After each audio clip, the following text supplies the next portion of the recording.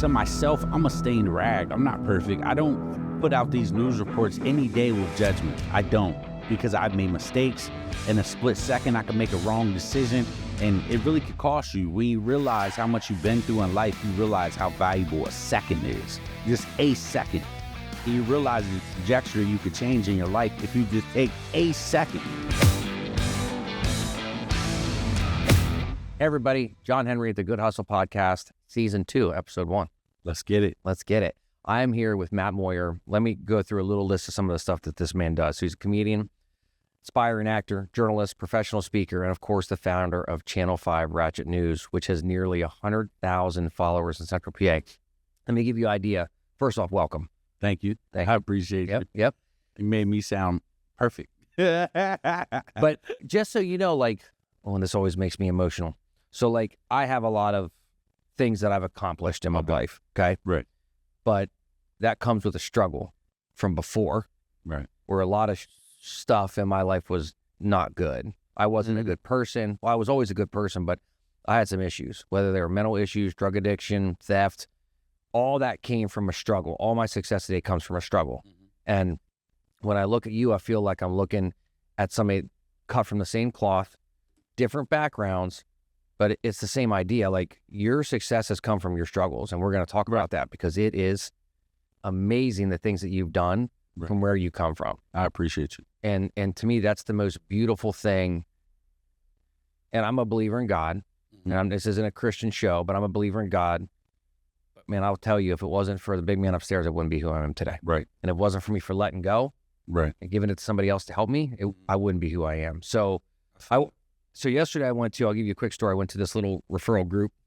My friend Shannon started, and I will tell you one thing about this show. I've met so many great connections, and I've stayed in touch with these people. Right. So Shannon Claire started a referral group called The Link. It's local. And I said, yeah, I'm starting Season 2 up tomorrow. I got this guy, Matt Moyer. Oh, who's that? I said, he has this thing, Channel 5 Ratchet News. 3 out of the 8 people at the table were like, oh, I follow that. I follow that.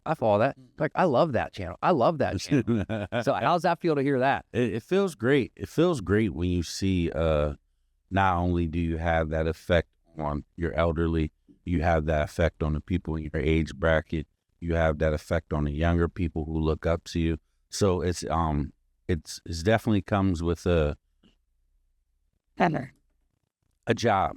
What I mean by that is I have to make sure that I look like the man that these kids want to eventually emulate in life. Somebody who took an unorthodox route, but is paying off. Somebody who didn't always take no for an answer and went and tried to create his own.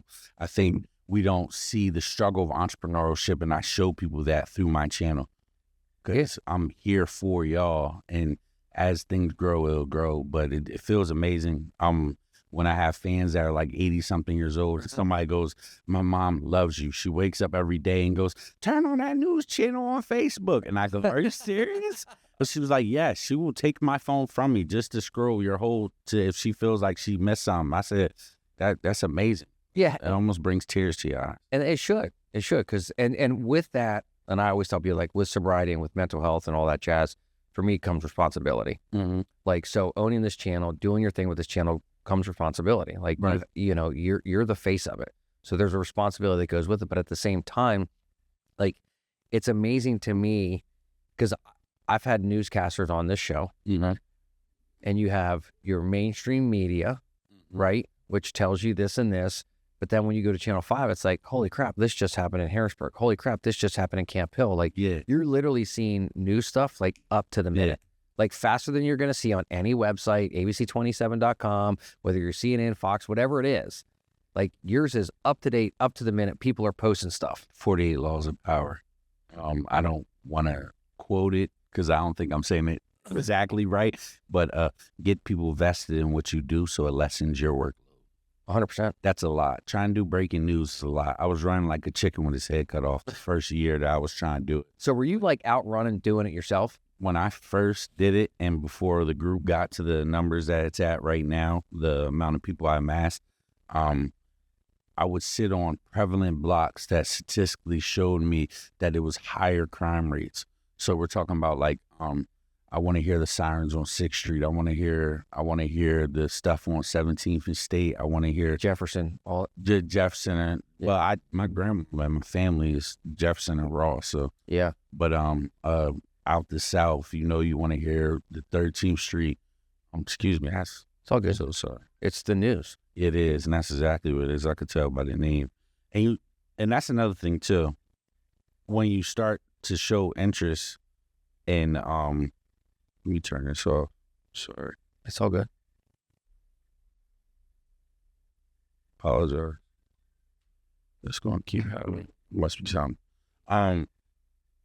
When you show interest in something like this, people have to see your passion in order for them to follow suit. So when people see my passion, they see me every day at this scene. It gives the appearance that I'm always there. I'll always be there. I'll all-seeing eye. So people, that excites them, and it makes them want to emulate that as well. Now, some people don't always do it correctly because they think because I'm a comedian, they could do that too. But I don't use my comedic value where the subjectivity is sensitive. And I wish a lot of people understood that. It's tough because a lot of people use that as their comedic value. Right. And it's like the situation or the trouble that person is in, or issues in that manner when it comes to like police, it's never a good day for anybody's. And I understand that. And I wish people would follow suit with that as well, because some things don't deserve a laugh. Some things. No, and that reminds me. So I was in an accident when I was 19. Everybody, most of my friends and followers know this. I was drunk. I was driving. Ended up spending 6 weeks in the hospital. Lost an eye, ear, all that jazz. But thank you for being honest and transparent, because I've been wondering what happened to your eye the whole time. So I'm like across the table from you. Now I want to be like, hey, bro, what's up with your eye? So I love that because I coach kids, and the first day of practice, I'll look at them and be like, guys, this one's blind. Okay. So, but I don't know if you ever saw this joke. Like, this guy's like, did you notice I got one brown eye, one blue eye? I didn't notice. So this one's brown and this one blue that way? Yeah. See if get it blue that way? Get blue that way? Much. Hey, I might have a connection with you that you're only your wife has. Thank you for saying something, because dude, so the other day I'm at the outdoor show. Brown and green? That's crazy. Yeah, that's dope. And I got this cancer scar. Okay. And this guy, the entire time I'm talking to him, is just staring at it like this. I know, it's like we don't know how to not be. I'm like, dude, just ask. I'm like, it's a cancer scar. Like, I had a friend. But that shows you, we were just talking about stubbornness, even in me scaling up my business. Or even me asking for sponsors. It's the same thing. Like, I don't want to do it. We don't know how. I'm too afraid. It's the uncomfortability. See, I think that's what makes my channel grow, because I'm trying to make people comfortable with talking about the uncomfortable subjects. For instance, like, no, because for real, like, so yesterday, a kid came into me in my inbox and also tried to post some on my page about she didn't understand the meaning of Jim Crow law test that they had to take in class. Apparently, the teacher might not have gave a prerequisite, so they had to take a test in 10 minutes that basically showed them the voter suppression tactics that Black people had to deal with back in the days. Black History Month. So yeah, of course. Yeah. I don't think he came with an explanation. She felt laughed at. She felt like it was a joke. She felt stupid at the time. The student. And that's who came to me. So I said, look, we can make this a learning experience. There's a lot of intelligent people in my group. There's a lot of people with doctors. There's a lot. We have created a community. So if I just put a disclaimer, hey, this is a young person, this is a child, so treat them like that. Let's talk to them. I don't want to shun the teacher. That's not my intention. Yeah. Let's just make this a learning experience. Why can't we all learn together? See, it's the most important thing, because it's so divided. There's only one right way on this side and that side. And like, it seems like that's how people look at it. So when they see something like this girl's going to post, they're going to look at it one way, but really you have to like be sensitive, be compassionate. It's a kid. It is. Like, and we all have feelings, and we're allowed to share that. And I see how emotionally detached people get even through the comments that they leave. And I wonder, where is the limit? What brought them to that point? Well, I was going to say something to you about that.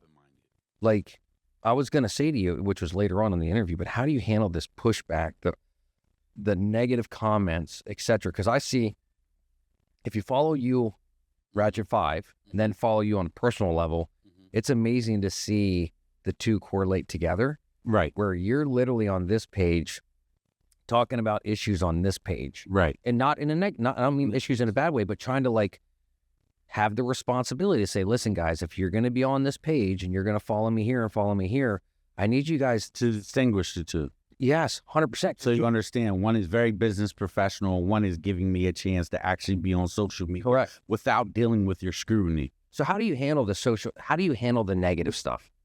Like on personal spirit of discernment. I pray every day.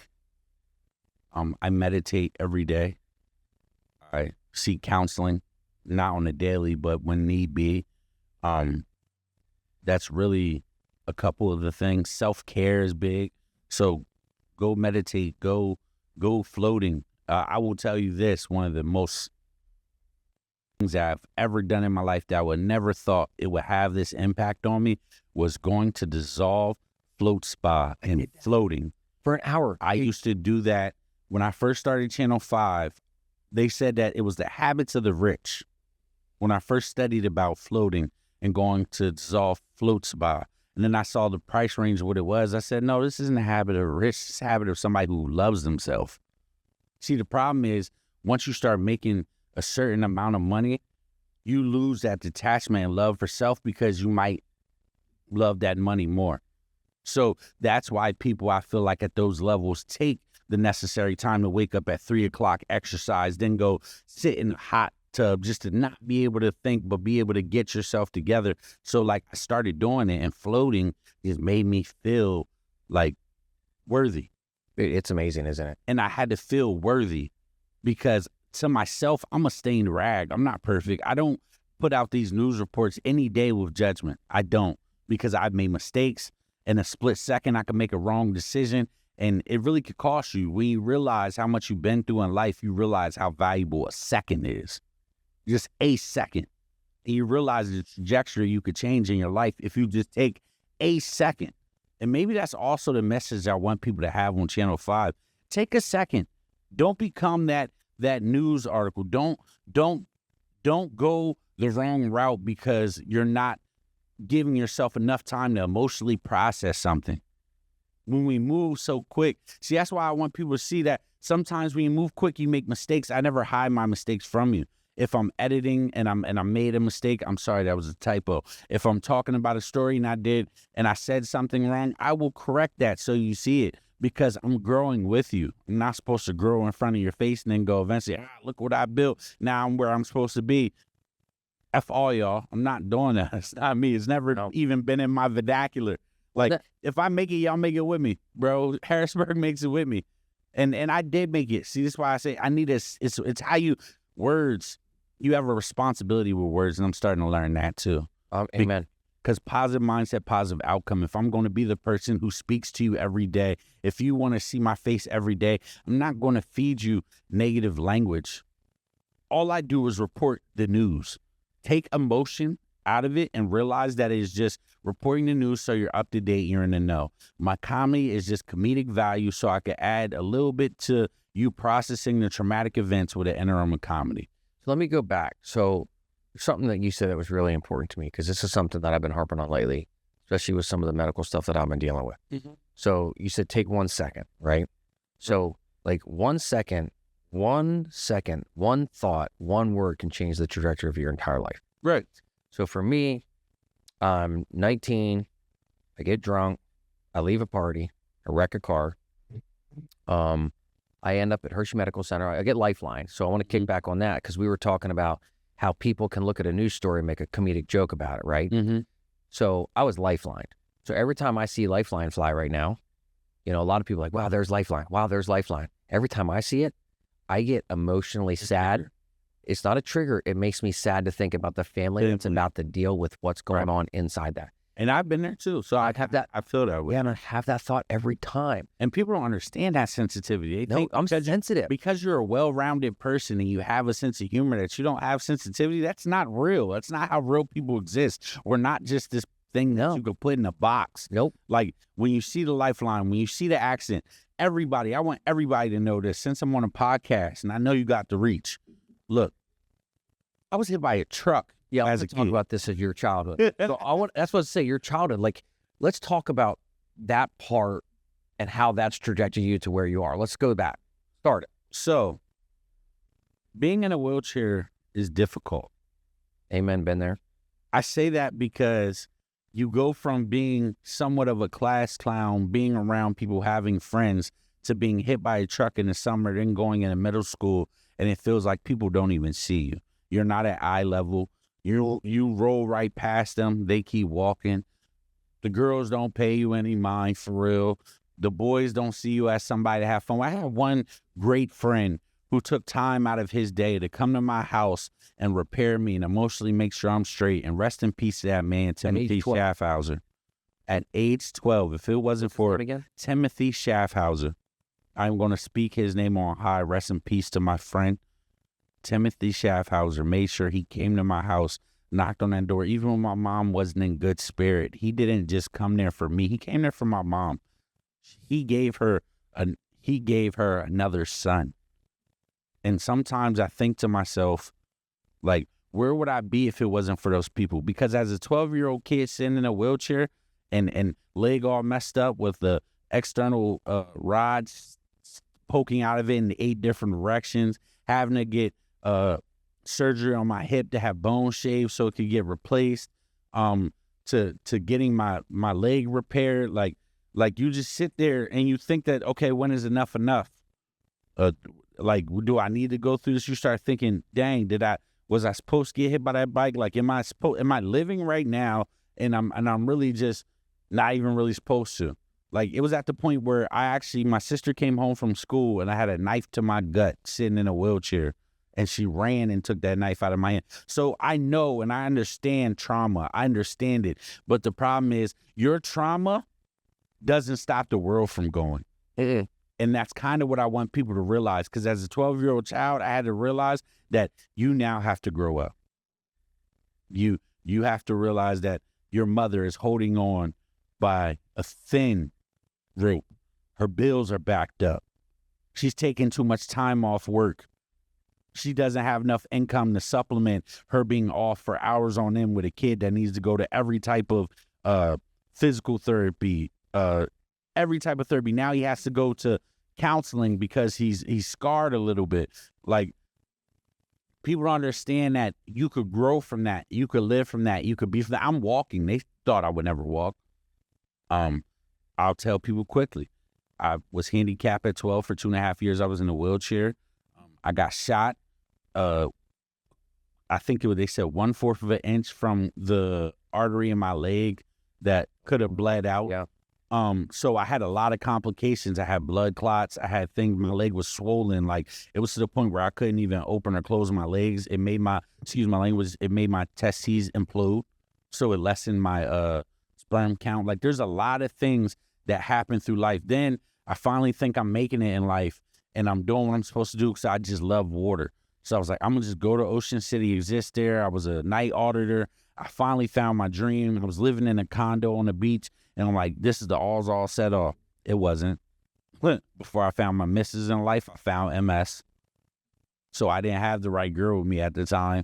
What I mean by that is you can't expect to lay all your woes on somebody who's trying to grow with you. Sometimes you lose partners because it's not the right timing. That happens. So I'm in Ocean City and I'm losing myself because I'm falling sick with MS, but I'm so stubborn that I'm not asking for help. So in life, all these things, if I would have took a second to look both ways as a child before getting hit by that truck, if I would have took a second to try to diffuse that man who was hitting that woman and beating that woman to a pulp on 17th and State, when I tried to just jump in like Captain Save a Woman and end up getting shot at 19 times, only getting hit once. And then also at 28 having MS and being so stubborn, not taking a second to realize how far my body is going from me. Like I can't wake up and move one side of my body. My face is pushed. I can't speak at work. I'm writing notes to people so I could tell them what to do because I can't say words. No, we have to take a second. That second. To me, like, there's so many similarities. Like, No, no, we talked on the phone. I know we did. So like at 19, I was like, "You my dad?" No, I know you got a couple years over me, but so I started smoking pot at 12. okay. And I became addicted to coke basically when I was 14. First line, boom, done for the next 14 years of my life. But I can tell you that night that I had my car accident, which I lost my right arm, so I did 2 years of PT on this, just hanging on by a little piece of skin. I'm burned from my knees down, so I didn't walk for about 6 months. Walked fully for about 6 months. I remember going to a high school football game with my dad, Mr. Popular, freshman in college now. I was a popular kid in high school, but I remember going to a football game in a wheelchair, and everybody coming up to me and talking to me like I'm a little baby. Right. Like, "Are you doing okay, bud?" Like, Yeah. and like it didn't hurt my feelings, but it was also like, dude, that's where I'm at now. I'm helpless. Like I'm that helpless. Yeah. And then this feeling. And then I'm blind on my left eye, which is fine. I just found out I'm deaf in my left ear, so I got hearing aid back in September, which has been a blessing to have. But I will tell you, I had, A lot more struggles than a black man with no credit, but you made it through. but and then July 30th, I have a seizure. So Oh wow. 25 years later, because I have a huge brain injury from that car accident, because I crushed my face. Right. So 25 years later, the rug is swept from underneath me again, and then all my freedom's taken again. So my wife has to drive me everywhere. I can't drive a car. I'm dependent upon Ben. How many Do they suspend medically? Do they suspend your license 6 months off rip moments you have a seizure? Yeah. So my DUI, Why don't they do this with elderly people? Sorry, they do. Like- They won't give you your license back. So I have my DUI. God bless. I didn't hurt anybody physically. I hurt everybody that knew me mentally. Right, I destroyed. My mom struggles to this day from PTSD from my car accident. So every time you get in the car, you better be safe, baby. Basically, I mean, she worries constantly. Yeah, understood. So like for the thing for me was like, so all these people, like you said, the world still goes. Yeah. So I'm in the hospital for, I don't know, it was like 6 weeks or so. I can't remember exactly how long, but the world still went around while I was in there. Right. Everything still goes on. My friends still living their lives. My friends are still in college. People are still visiting. I had 300 and some visitors. It was 6 weeks. It was an amazing, I had a smile on my face the whole time. I didn't break down because we were talking about how many years later did you go to the crash site for your car accident before you got hit? 34 now. I think I was around 30 because that's when I came back. So 18 years later. 18 years. So That's what it took. It took for me to go to a therapist and realize that for me to grow as a person, for me to grow as a partner, for me to grow, I need to not close that chapter in my life, but become okay with knowing that it happened. It's a memory, but it's something that triumph always beats trials and tribulations. Yeah. That's my message out of it. Can we share with like the audience like how important? Let's go back because you said something that was really important to me. Mm-hmm. Two things: self-care, therapy. Same thing. Mm-hmm. Whether it's diet, whether it's exercise, whether it's taking a walk, meditation is huge. Quiet time is huge. I go to a 12-step meeting, and they have 5 minutes of dead silence at the beginning of this meeting, and it's the coolest thing in the world. Could you put this group of people together back in the day? Feel the energy. Yeah, it's amazing. Could you imagine feeling the energy with no words? No. With body language being one of our biggest, languages to me. Yeah. Like, because it doesn't matter what language you speak, your body language will tell me everything. So how was it for you? Because the biggest thing that I talk about, because I do a lot of public and professional speaking about my sobriety and mental health, is like, but the biggest thing I say is like, dude, it takes like the asking for help. Like for you, It's still hard to this day. I need to build a even better team. It takes a team. It takes a team, and it's so hard for me to ask for help. And it's not that I intentionally think I could do everything by myself. It's the pride, and I'm trying to lessen my pride. It's just so many times when I'm not going to say so many times when I ask, it hasn't been done or given to me, or people haven't helped me. It's just you don't want to seem like a student, but the only way you become a master is if you are a student. I guess that's what it is for me. It is, but it isn't. But the day, like I can remember the first day I finally asked for help was September 9th, 2008. I went into this rehab and asked this guy for help. I can tell you that was like the biggest relief in my life was that first time I finally said, you know what, I can't do this alone. Mm-hmm. And how's that been for you? Like just asking for help. And when you finally get a little bit of help, I mean, do you feel the weight get taken off your shoulders? You do. I will say shout out to somebody who's a friend who helping me with my website because I think it's because trying to scale up something that you never intended for it to be ran as a business. It was just something, an idea you thought of, and then you realize to have ideas, you need financial backing, you need support, you need sponsorship, you need all these things to scale up what you're trying to do to make it even bigger and touch a wider, like there's so much to it. It's almost like it's mind-boggling because you don't realize that. To me, it's just, oh, I'm trying to create something for the community. Oh, I want us to know what's happening. I don't want us to learn 3 days later. I'm just, so I'll give you a transparent story. I was sitting in front of my mother's house, 6 o'clock in the morning. I just came back to Harrisburg.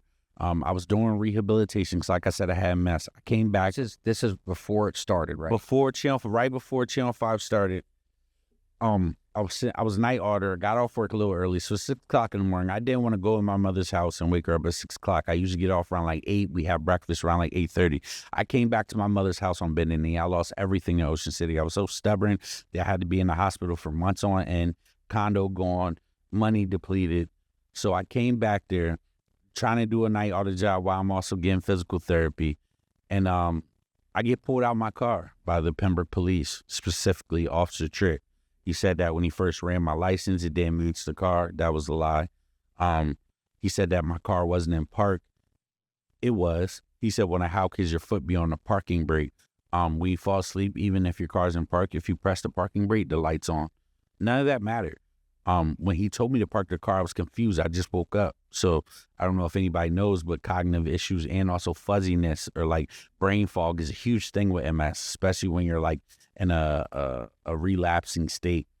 So when he told me to park my car, I didn't think anything. I'm like, okay, you want me to park on a sidewalk? Because the way my mom's house is, it's not necessarily sidewalk, it's by grass. So I'm thinking, oh, you want me to park by the sidewalk? So I go to park by the sidewalk, and that's when immediately a gun gets pulled on me.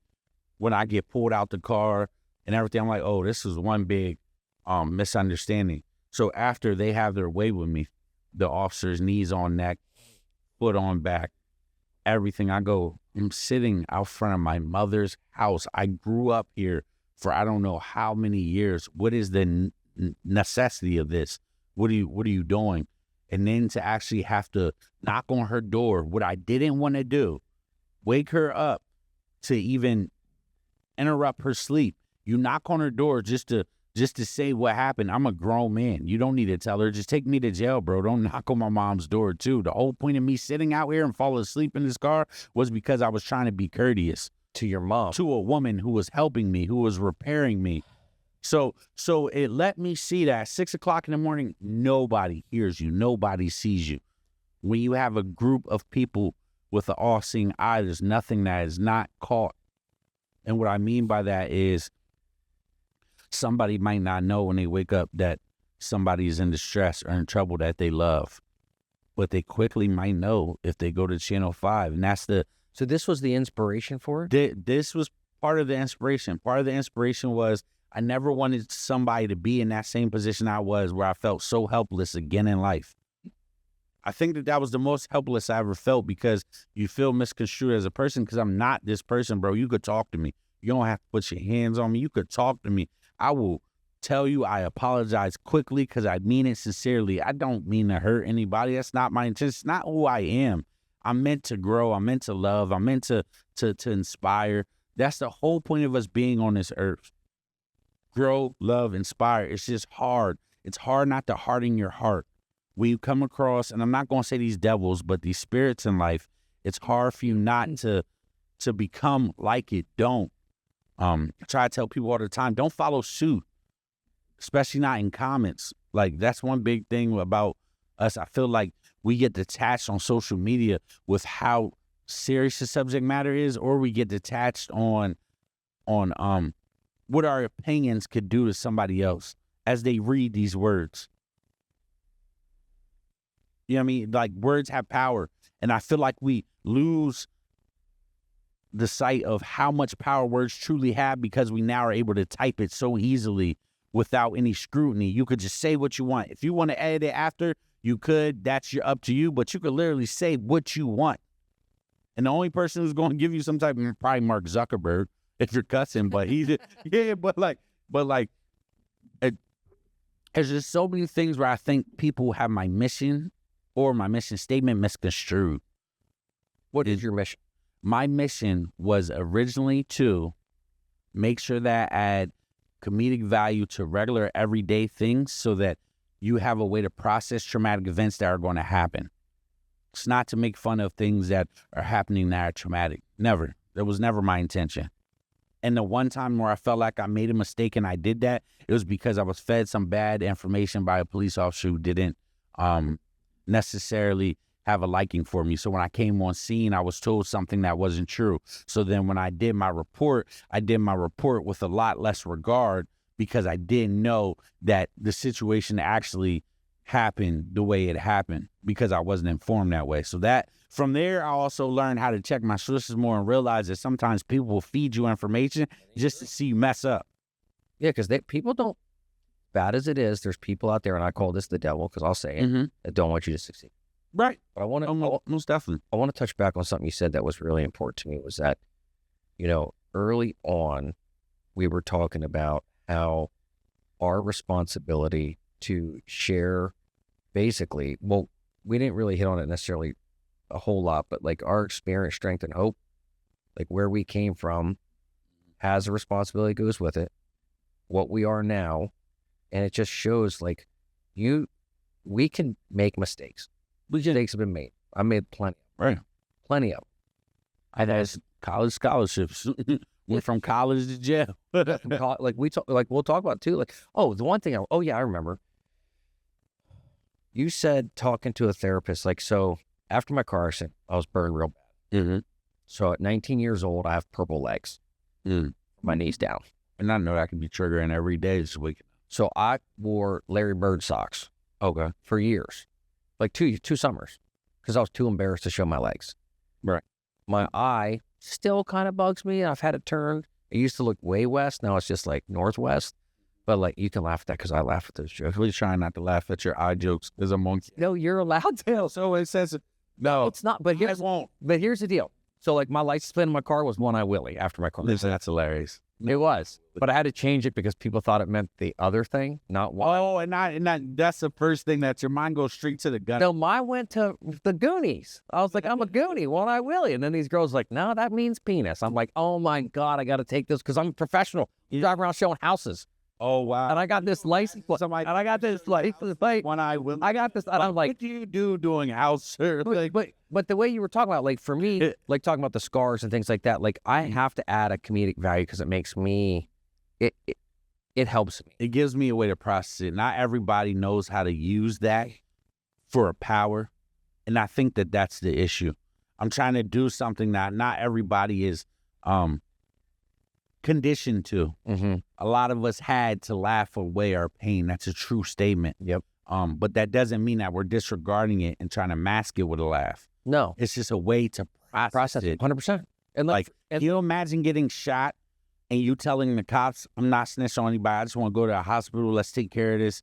And the nurse being, well, we gotta take care of this right now in this ambulance, so we're gonna sit here. But then that whole time the cops are trying to bring people to the ambulance to go, oh, is this the person that shot you? Talking to you. Talking to me, right? And questions. that's why I didn't get any relief from Harrisburg police when this happened years ago when I was like 21. Because I told the person that they actually brought to my vehicle, who I knew it was the person that shot me. I knew it was them. I said, I wouldn't take you deer hunting. And I said, now, can you please close this ambulance door and take me to the hospital? I'm literally sitting on 17th and State. I came out of my apartment to defend a woman. You don't think this man knows where I stay now? So now you want me to identify him too, like y'all could help me when you're not around. See, that's the thing I think that people should realize, that the cops are there and their responses are great in our city. Yes, I will admit that. Compared to other cities that I've been in or lived in, You mean response time? Response times Yeah. are not. So I will give a shout out to our local authorities in the area. Your response times compared to other cities that I've lived in and places, it's good. Yeah. It's good. And I want to give that to the firefighters too. But I forgot where I was going with that. I apologize. No, it's about the guy that's trying. Like, you don't want to. Yeah, I can't put myself at risk and identify somebody. So, but when I say no, that means, oh, you don't want to cooperate, you don't want to help us, you don't get no relief. You don't get no help. So when I'm applying for things, oh, they told us in the statement that you had that you say you weren't going to. I said at the time, I'm not going to identify a man that just shot me right out front of my house. Like what? Like no. So it seems a little backwards the way that works. Yeah, and these are the things that have happened to me throughout life where I feel like that's what led me to do Channel 5. When you feel not heard. So do you feel like this is like, so for Channel 5 for you, and the way I see you talk about it, this is like a watching eye on people that don't feel protected? Correct. That's initially my thing, but then it grew so much more to a point where as a group, we've housed a whole family that was homeless and was scammed out of money. We have put clothes on people's backs. We have helped people gain assistance. We have found people's kids. We have found multiple pets. And the crazy thing is, I'm not Find Toby. So I always tell people, go to Find Toby first. Find Toby MPA is a great website. I want to let you know that. I'm not Find Toby. It's just certain instances, if somebody has already reached out to me and I could connect those dots between the people, I'll approve it. Yeah. How do you find time to sort through, approve, like, things that are on that page? Like, how do you find the time to do that? Because that's like 24/7. Time management. Because, I mean, with anything you do. Managing? No. Okay. No. So how many admins you got on there? I'm admin because I don't want anybody to have fickle emotions and be able to just cancel the group. So I'm the only admin. But I have at one time we had 5 moderators. The team has dwindled. I will say that it's emotional. It comes with a lot of passion. I tell people that we can't really show too much passion because we're the one delivering it. You have to let other people process through it, go in the comments and things like that. But when you face a lot of scrutiny and it's not necessarily paying off right now, it's hard to keep everybody on your team because you don't have any intrinsic motivation. You don't know what it's going to become. I know because of my belief what it's going to become, but I don't fault you for having to fall by the wayside because at the end of the day, I care about your emotional state than I do you being a moderator in my group, but it takes a lot. Well, with the moderators, and you said it's emotional, I mean, I can't imagine, I would say that's kind of similar, but definitely not the same because I don't want to put a label on it, but like a 911 call operator, like you think that's not emotional? Yeah, to take all those calls, to look at all the news coming in and moderate all that stuff on Channel 5, that some of the bad stuff that's going on in local communities, the city, Camp Hill, wherever it is, don't matter. But like that has to have an emotional drain on people. Imagine the officer. See, this is the crazy thing. A lot of people can't step in somebody else's shoes, like even for a second mentally, because they just want to have them as an adversary. I got to the point where I went to therapy and I healed. I didn't hate officers anymore. I have a granddad who did 36 years in jail for a crime that he technically didn't commit. My family trajectory goes so deep when it comes to involvement with officers. I had to drive to Graterford every weekend for my mom to go see her father behind a wall.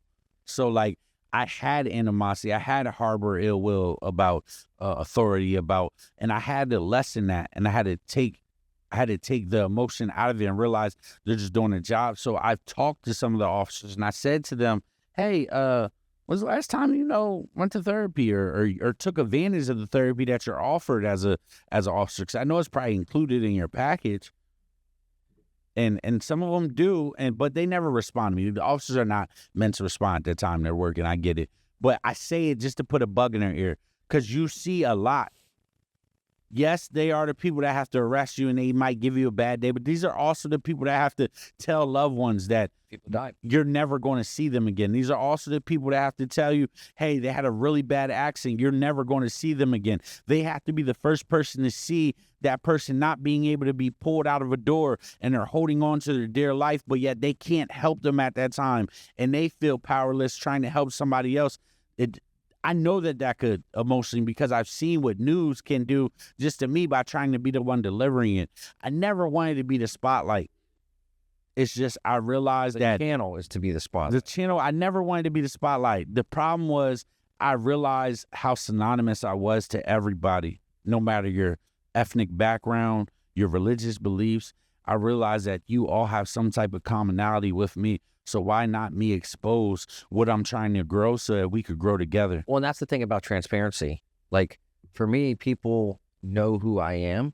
They know that it's not all freaking gold and rainbows and everything's always perfect in my world. They know I have struggles, mental struggles. They know I have medical struggles. They know I'm in recovery. And I do that on purpose because I want people to know the real me. And that's why my real estate career, I think, has grown, is because I'm transparent. People know what they're going to get. People know who they're going to deal with, and they like me for who I am. And I'm not going to fluff it. I'm not going to pretend to be something else. Ben, do I pretend to be something I'm not? Never have. So transparency comes with a level of vulnerability. 100%. And I think what a lot of people misconstrue is how much vulnerability is a strength. If you ever notice, it's never the person who beats their chest, because I'm a Leo. So there's a lot of times where I went through life. August 17th. Yeah, okay. I'm a Leo. So there's a lot of times I went through life and I would start roaring immediately, beat my chest. If I don't like something, I'm saying something, never take a second, and it cost me. So I had to take a step back and realize that dang, I forgot where I'm going with that too. Why am I losing my the Leo? You're basically saying, like, with this transparency. Yeah, so transparency, the vulnerability of transparency. No, I'm saying being transparent it comes with vulnerability, but that's a strength. Yeah. You don't always have to show your brute strength. That's where I was going with the Leo thing. You don't. We always want to show our brute strength. We always want to put our hands on. We always want to, we want to roar. But no, sometimes you just need to take the background and understand that it's okay. Be transparent. These are my faults. These are my issues. I'm not this perfect person. I'm not this so strong person that I don't have weakness. No, weakness sometimes is vulnerability, and vulnerability is strength. You have strength in it. Why you always realize that when you have these survivor shows, it's not always the guy who shows how strong he is that wins. No, that is not normal. It's not, because sometimes strength doesn't have to be seen. It just inherently has to be in you. And that's what I hope people see with me, is the strength within because of the struggles that I've had. Right. And I guarantee people see that with you, because they say, listen, this guy was in a wheelchair. This guy's MS. The guy's done prison. Did you go to jail too, right? I wouldn't say prison. I went to jail. I had a 3-month stint, a 3 to 4 month stint. But you learn a lot. It was in Cumberland County. It was after I lost all scholarships at Harrisburg University. DA bust down my door, and I went from college to jail. A lot of people, they go, oh, well, he didn't do no state bid or anything like that. That's not what I needed. All I needed was a cell, realize I was only around men. I think a lot of people fail to realize that jails are segregated. If that's not my choice, I don't think I want to be around men all day. So like that was a wake-up call. Also, a wake-up call is I can't control somebody's smelly feet. That's disgusting. That would drive me nuts. You know what I'm saying? Like, it was to the point where I fought a Sally and ended up in a hole in Cumberland County because I can't deal with it anymore, and it's going to make me spaz.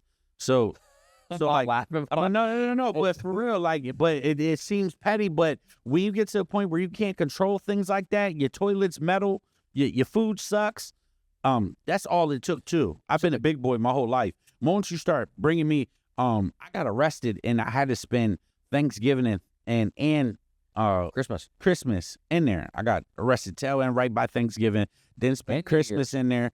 I think I got out somewhere right after the Super Bowl, so I even had to see the Super Bowl in there. And It's just so crazy to me because all it take was for you to give me a soggy piece of bread with a little bit of turkey and the shittiest amount of mashed potatoes for me to go, oh yeah, this ain't the place for me. I gotta tighten up. Isn't that crazy? Like, isn't it all it takes is a soggy piece of bread and some mashed potatoes for me to go, jelly for me, bro. See, isn't it funny though? But like, it's gonna be something different for everybody. For me, my last drunk was September 6th, 2008, and it was not much different than any other drunk that I had. Like, it was a lot of drugs. It was an all-day event, 50 drinks, probably. I did a lot of powder. Like, it was not a great day, but it was a typical day. Yeah, you didn't see anything different. No, but something happened that night, and all of a sudden, I can vividly remember, and I don't know if it was 11 at night or 4 in the morning. I have no clue, but it was probably September 7th. I remember my life flashing before my eyes and saying, oh my gosh, I don't have to do this anymore. I don't have to drink. I'll just put drugs in my body. Like, because I thought this was a requirement. Like, my brain said, you're required to do this. This is your life. This is the path you're going to be on. Addiction. Yeah, it's addiction. And all of a sudden, it was taken from me just like that. And I can remember being like, wow, I don't have to do this anymore. So I don't know what it was that. Actually, it was a phone call. I remember what triggered it. One person said of one question, when are you going to get help? 5-6 letter question. And it changed everything. So that was mine. Yours was a soggy piece of bread. Yeah. Like, isn't it crazy how it's so different for everybody else? Yeah. It's something that just snaps and you like, oh no. Now, you went back to ship? So I was expelled. And if you know about Shippensburg, they don't really do drug policies. It's a no-go. So when the DA busted out my door, that immediately got me expelled. And I had to go to them probably within the past 12 years. I went to them twice in a board meeting with deans and things of that nature, and I asked them to go back. It was a no.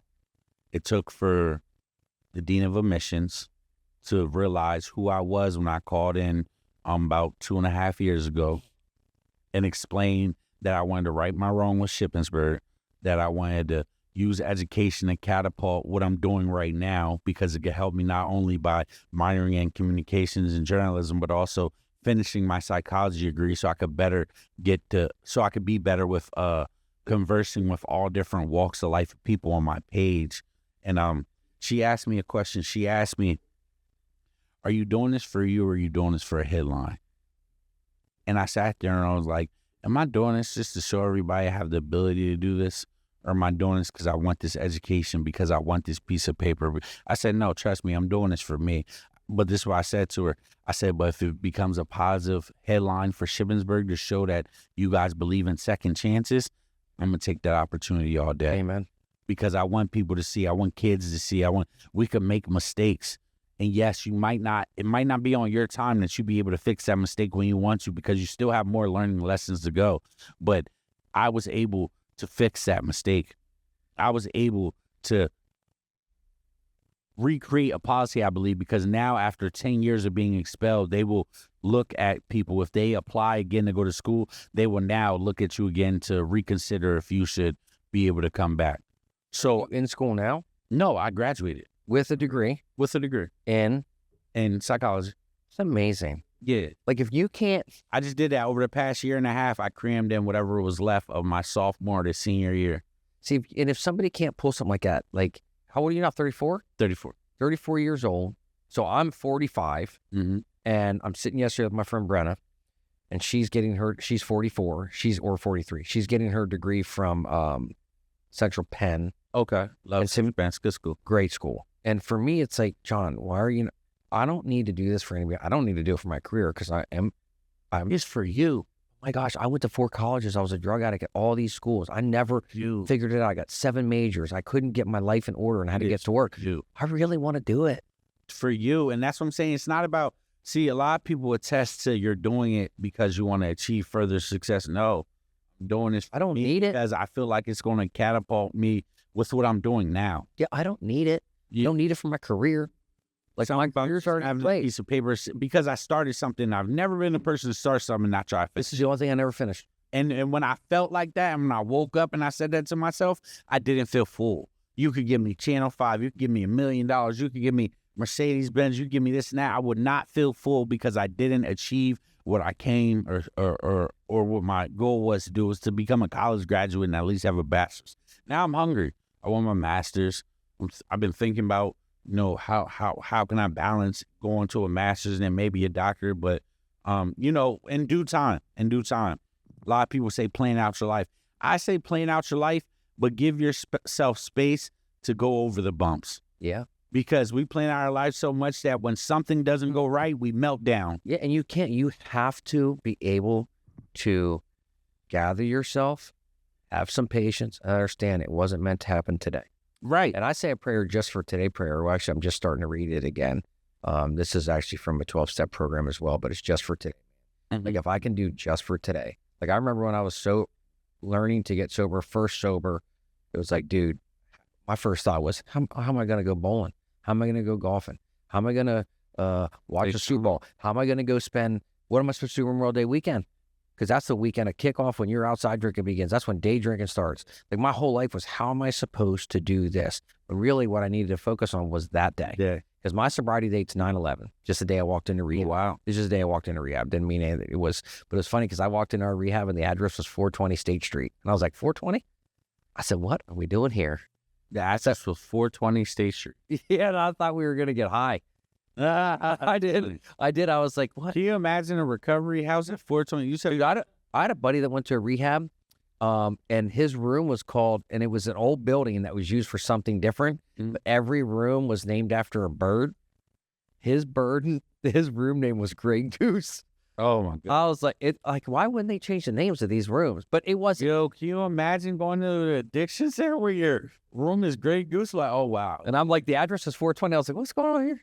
But anyway, I remember Do you believe in numerology? Numerology? How do you mean? Sorry. Or I guess I mean symbolism. 100%. Sometimes the gateway that gets us to further a destructive act will be shown to us some way in numbers. Is my theory, my thought process. Like I always, when I'm following the right path, I see certain numbers in my life, and I just feel like maybe that resonated with you more than what you thought, because you thought it was going to stop at 420. Yeah. And then you realize how your personality could become just as much addicting as the source that you want, like the cocaine. Yeah. So like maybe that was like just a symbol. Like even if it's placed right in front of you, that doesn't mean you have to. Oh, you listen, and I'm a big numbers. Just like Grey Goose. Yeah. Like somebody say, oh, you're addicted to alcohol, but you're sitting in a rehab and their room name is Grey Goose. You're going to be sitting in business meetings where after everybody wants to go get a drink to celebrate, you could celebrate with them with a seltzer water. I do it all the time. Drink seltzer water with lime everywhere I go. If you know that it's a trigger. Yeah. If you know. That's what? Soda water. Oh, is it? Yeah, it's all liquid. I don't love the name, but that's all it is. When I saw that, I thought you was drinking beer the whole time, so I wasn't going to judge you. Yeah, but soda water. Now this is clarity, because I was like, it said liquid death. I thought this man was getting drunk. It's like 9 o'clock. So this whole time, I'm like, I don't know if he contradicted himself. Now, or 16 years sober plus. Okay. Actually, okay, so this is all refreshing, because I was trying to act like I wasn't looking at his eye, didn't want to ask. The man was drinking liquid death. I thought he was out. This is funny as hell. Like, this is my favorite. He was drinking liquid death. You said his eye was rolling. I said, "Oh no." Yeah, See, I'm gonna ask you. Look, it's hard for me, and it's crazy. Even as Channel 5 Ratchet News, who ain't you guys that tells you stuff every day, it's still hard. Dude, I sometimes ask questions. Dying laughing. Actually, I can't. That's crazy. Cause I was like, "Yo, what's liquid death?" I was like, just "Bro, soda water. It's a terrible like name. it's 9 o'clock." I was like, "Maybe he don't do liquor no more, but beer." He's like, "There's never a." So we so when we first started the show, like I like Topo Chico. Topo Chico is also soda water. Okay. Now it's from Mexico, but then Coca-Cola bought it. They make cans of it now. When they put the cocaine in them. No, they put. We're joking. We're joking. They put chemicals in it. Okay. So we were trying to get sponsored by them, and then I was like, I don't know what these liquid deaths are. And then finally I realized, I'm like, oh, they're just water. I thought it was an energy drink. Oh, because I got hooked on Monster drinks real bad, and then I had my seizure. What does it taste like? Just you can sip if you want. It's up to you. I don't.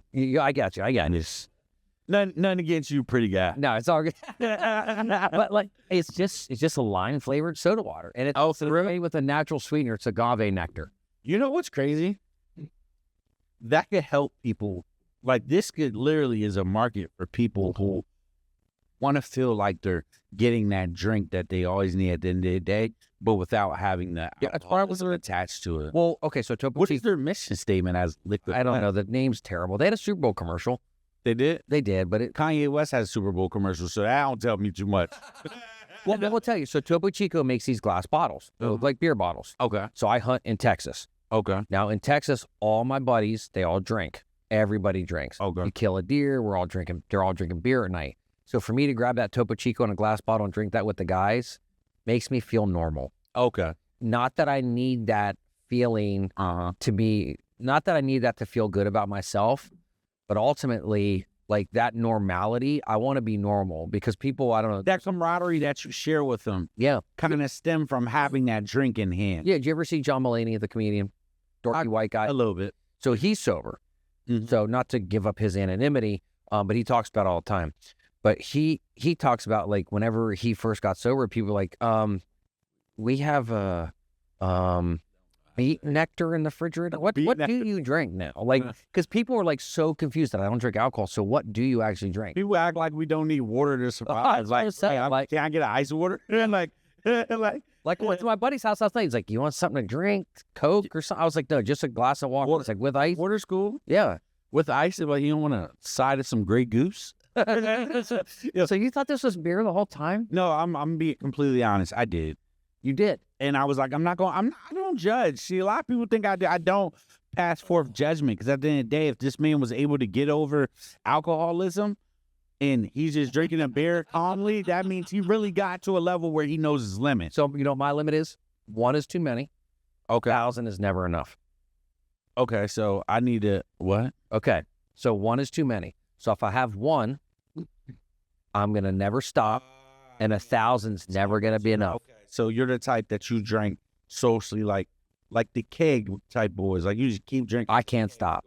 If I have 1 beer, there's no way I'll not drink. Yeah, going to Harrisburg University, they treat beer drinking like a sport when I was in college. It was a sport for me. Yeah. But then it became like, but then I kept progressively got so much worse. So it was like, it started with drinking, smoking pot, yada, yada, yada, doing some other psychedelics, all that jazz. But when I really got into the hard shit, and then like from age 22 till 28, from like 2002 to 2006, no, 2002 to 2008, I went off. Okay. It was a very, very dark time in my life. I could not get out of my own way. I stole from my wife at the time, was a nurse. I'd steal from her bank account. So she stuck by you through all this. Yeah, and then I told her the day before I went to rehab that I was a coke addict. She didn't know I was a coke addict. How were you able to hide that from her? I mean, she knew, but it's hard to say like she didn't want to put her. She didn't want to believe it. Let's just put it that way. She knew, but she didn't want to believe it. So I go to rehab, and then ultimately, her and her family were like the most supportive people in the world. Smallizers, one of the greatest groups of people in the world. Say your name again. Smallizer, Jill, Dave, Kathleen. This whole family. Smallizer. Yep. Smolizer. Greatest people you'll ever meet.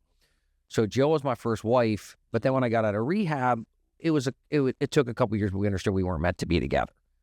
When I got sober, our lives were different. She wasn't an alcoholic, never was anything like that. And she's moved on. She got 2 beautiful kids. She's got a great husband. I love the way you're able to talk about it. She's an amazing human. Speaking life into it. And her parents were so supportive of me during this process of their... And they could have did nothing but pass forth judgment. Oh, they so glad they were. But I'll tell you one funny story.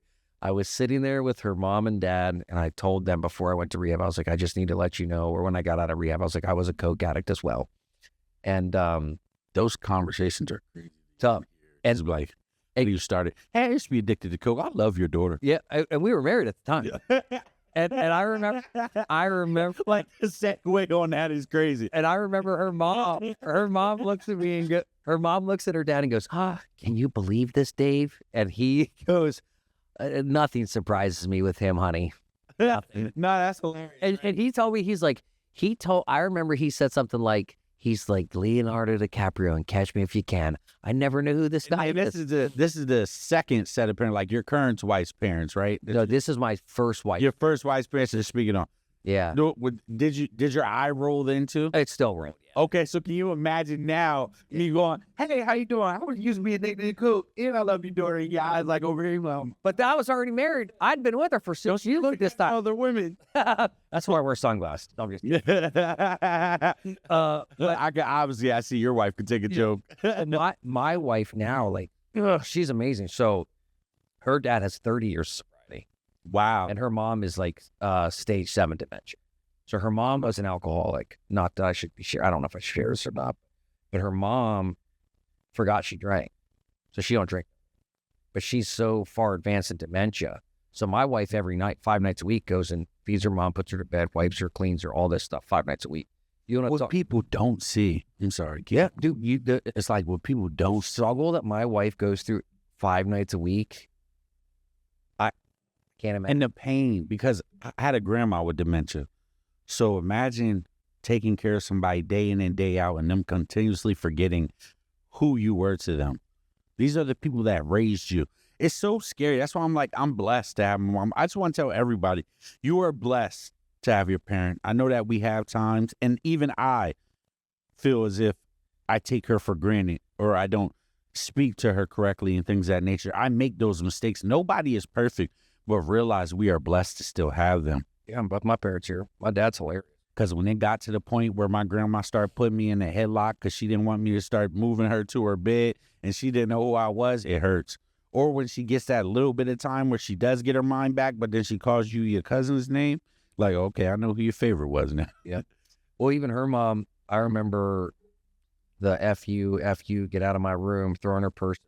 Because they just feel like they don't know you. She didn't, she went through that phase because they all go, not all of them, a lot of them go through this anger phase. And I remember Taylor was in Colorado and I left. I was like to the nurses, I was like, what am I supposed to do? Like, just leave. They're like, there's no reason. Because the night before I spent the whole night with her, watched a Hallmark movie on the couch on a Friday night. Next night I go, It was completely normal. completely normal. And then The next night it was F you. And I left and I waited a half an hour to call Taylor. She's like, how's mom? I said, she's doing good. I said, she was a little tired, so I left. I never told Taylor she's on vacation. You think I want her to worry about her mom? no, not at all. But I told her when she got home what had happened because I don't want her to worry about it then. So I have a question, because now we said that it's completely off topic, but on topic. Where do we draw the line with that? Because as a man who wants to become a husband, wants to reach that level, is it okay to not say a lie, but not be as transparent because it's not the right time period to give somebody information? Is kind of where the line is. Stuff like that, it's okay for me to say to Taylor, hey, because it's dementia. This stuff's going to happen. Yeah. But if I say to her, hey, your mom's really struggling tonight, like, it ain't going to make She's on vacation. It ain't going to make it. All it's going to do is affect her. It's going to affect her. So when I tell her and she came back, then you know what it added? And I'm not joking. It added comedic value. Because then we could look back at it and be like, that's kind of funny that you didn't tell me and she was throwing shit at you. Yeah, no, it does. You know what I mean? Because people could see, I think that's what people don't understand about it. The comedic value comes after. If you hear me speaking and I just speaking, you think it's funny, I apologize. It's just who I am. But I try to keep everything as professional, and I'm growing my professionalism as I go. Realize I never had intentions of becoming a news reporter nor a journalist. It just was a knack I had for it. And when I realized I did, I wanted to cultivate it. Yep. Yeah, and to be honest with you, like, I add comedic value to a lot of things in my life because it helps my mental recovery of my accident. Like I have a big brain injury, so I forget words. I run into walls still. You do amazing, by the way. Yeah, like I have a lot of frontal lobe. Like there's a big chunk of my brain that's gone. This whole front corner. Like let's say you take your brain, put it in 6 different spaces for any side. This frontal lobe on the left side, there's a hole in it like this big, just gone. Yeah, I took human biology. I know what part of your brain that affects. Exactly. and it makes me say things I shouldn't say. I have ADHD issues. I have OCD issues. You know, that's a great excuse too, right? That's the best. I'm not going to lie. It is a great excuse. It's the best. But I use it like I will say, like, listen, but then again, I can be, and you can ask my wife, like I can be, and I don't typically swear on the show, but I can be a dick. Like, because. Do you feel like you get detached? I get detached. I have to like put myself into like private time where I'll just stare at my phone, or I get detached where I don't want to be talked to because I've had such a long day and it's been so busy up here. You just want to blah. And I realized that in those moments, that's when you meditate. That's when you pray. Because I have those too, but I never want to feel like I just don't want to feel anything, because I feel like that's how we mentally onset these things like dementia. Because it's like we run ourselves so much to the point where we don't want to feel nothing. We want to have a void. So our body, our mind gets used to saying, well, now we're at a point where you've been running so long, I'm going to give you this void. Let's talk about this. I want to do one last subject on this. So we're talking about things that you've done, where you've come from, all that jazz. So with me and finding out about my brain injury, I took a class last week for friends with dementia, friends of dementia. I forget what it's called. But anyway, I'm certified now. So basically, we learned a lot about how dementia works. And trust me, I know a lot about dementia because Taylor studies it all the time. Okay. And I know they're starting to call it type 3 diabetes. It is. It is. And it's because of the stuff that we're putting in our body. It is. So we don't wash our fruits off. And one of the colors, natural flavors, all sorts of stuff. It is. So like when we talk about self-care, we're talking about things that I'm going to put in my body. Well, I know now from recent studies that there's a 90% chance I'm going to get dementia because of my brain injury, unless I start changing the things I really put into my body. Right. So B vitamin complex, I have to just adjust everything. So all organic, wash my fruits, no natural flavors, no fake crap. There's so much garbage that we put on our food. Like, look at Ben. Ben eats meat. What is it? Meat, butter. Beef, butter, bacon, eggs, and pork rinds. Yeah, that's it. Beef, butter, bacon, eggs. Eggs and pork. Try to say that fast. Beef, butter, bacon, eggs, and pork rinds. Beef, butter, bacon, egg. Beef, butter, bacon, egg. What you eat, man? Beef, butter, bacon, egg. He's like, oh, I'm the number 7. What? You gotta say it real fast. What's like number 7? The beef, butter, bacon, eggs, and then 11 pork rinds. So, like, for me, it's self-care. So what can you say about? I want to end with advice for our listeners that are struggling, and if you want to throw some self-care stuff in there, that'd be good. Nothing gets done in a day. Realize who you are and don't keep explaining yourself. And I have to learn that every day. Understand that people are fickle, just like emotions. So don't take everything personal. Realize you're going to lose people along the way. That doesn't mean you lost love. That just means that you have different paths and trajectories in life. Take a second, because that second could cost you even your life. Realize when your emotions aren't stable. Take time for yourself. Love on yourself. Pray. Meditate. Believe in you. Believe in self. Remember that $1 is nothing. You are what needs to be in this world. You could put all the money in the world in a room and you're still not going to feel more emotion than just what you're feeling in your body. That money has no emotion. I think we get so stuck on, well, is it motivating us monetarily? Is it motivating us?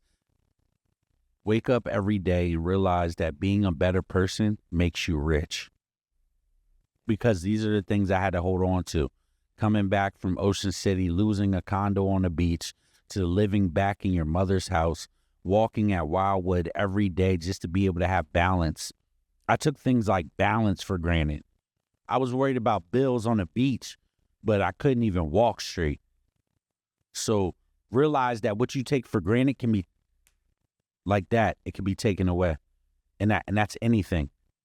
So be grateful. Realize the impact you have, because sometimes we don't. When you do realize that impact, adjust accordingly. Stay grounded. Stay focused. It's okay to lack motivation. It's not okay to lack consistency. Even times when I'm not motivated, I still stay consistent. Even times when I don't want to get up out my bed early, I still get up out my bed. Even times when I'm in pain and my body's tingling everywhere, I keep hold of that thought that I will have better days. These are the things that made me to who I am. And that's a torn rag. I am a stained rag. I am nothing but a mere man with the same emotions you have. I am here for your constructive criticism, but we have to start talking to each other better. We have to start leading with love. We have to realize that our kids are watching us every day, and we can't trust the media to feed them what they need in life. Media will feed them what's trendy. Media will feed them what's sensationalized at the time. That doesn't mean that's right for them. Just lead with love, like, honestly, because I could say there's so many times where somebody says something to me in passing that made me smile, that could change my whole day. Remember, whatever happens in 10 seconds of a 24-hour day, leave it at 10 seconds. Sometimes I harbor, and then I sulk, in depression, and that could go on for days on end because I didn't realize to funnel that 10 seconds that went wrong and realize that there's a whole day that I could change that. Take your deep breaths. Breathe in. Breathe. And all these things that I'm telling you, I'm not telling you to do this, and I'm not doing it myself. It's not like I'm over here telling you, go lift 350 pounds. Like, no, I don't lift weights. Practice what you preach. I'll be honest. I look in. When I feel like I'm being irrational, when I feel like I'm being short, I look in. Look in on yourself. Look in the mirror and tell yourself you love yourself. Look dead at the mirror in the morning and say, I love you, I love you, I love you, I love you, I love you, I love you, I love you. Because when I lacked that love for myself, I was nothing for anybody else. I couldn't be a motivation. I couldn't be a positive influence. We need to get back to that love that repaired countries, that love that helped people. See, all you're going to hear from me is optimism, because it's all we have. Every day there's something happening that has made somebody's life feel like it's going in turmoil, but you never know who that person is. It could be the person you're walking by and you're meant to walk by them, but you could walk by them and say, hey, I hope you have a great day. Remember that nothing will remain the same. Love it. Just having people like you on the show, the inspiration, the experience, the strength, the hope, is so inspiring for everybody out there. And our goal for this show is to plant as many seeds as possible to help others. That is really our goal. And I think we planted a ton today. I feel blessed to be here, by the way. Thanks. Thank you. By the grace of God, dude. It's a great space. Thanks. Thanks for coming, dude. Great space. Love you, bro. Love you too, man. Thanks.